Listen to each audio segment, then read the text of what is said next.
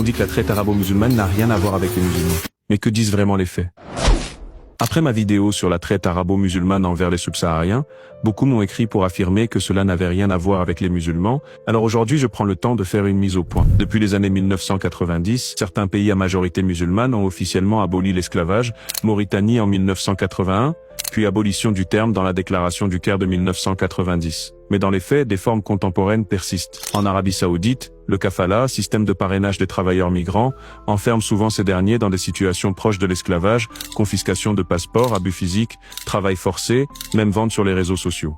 En Libye, l'effondrement politique a permis l'essor de marchés d'esclaves où des migrants subsahariens sont vendus comme bétail pour le travail forcé ou l'exploitation S. Des enquêtes d'ONG et reportages montrent des enchères macabres à visage découvert. Au Yémen, malgré les abolitions dans les années 60-70, des cas de servitude héréditaire subsistent en pleine guerre civile. Certains rapports avancent que jusqu'à 85 000 personnes étaient encore réduites en esclavage en 2022, contrôlées par des familles influentes ou même des groupes armés. En Syrie et en Irak, l'organisation État islamique a rétabli l'esclavage est des minorités, notamment les Yazidis. Une enquête journalistique révèle comment Telegram a servi de plateforme pour vendre des enfants et femmes comme biens de consommation jusqu'à 7 000 $ la fillette, avec des juges appliquant une loi insensée. Un activiste kurde yazidi, Bazad Farhan, s'est infiltré dans ces groupes et a permis de libérer 55 personnes, tout en constituant un dossier de plus de 6000 pages pour la justice internationale.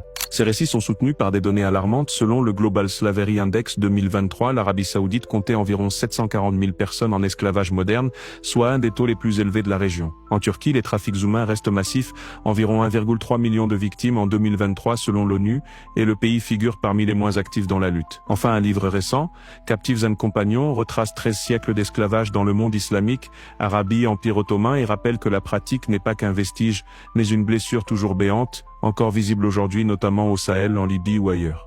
Alors si cette traite n'a vraiment rien à voir avec les musulmans, comment expliquer tout ce que je viens de montrer? J'accepte volontiers qu'on me corrige quand je me trompe, c'est comme ça que je progresse. Mais sur ce sujet précis, je ne pense pas avoir commis d'erreur. Que retenir de l'histoire des esclavages contemporains dans certains pays à majorité musulmane? Que l'abolition n'est jamais la fin, tant que des systèmes ou conflits perpétuent les chaînes modernes. L'esclavage évolue, mais les voix réduites au silence doivent être entendues.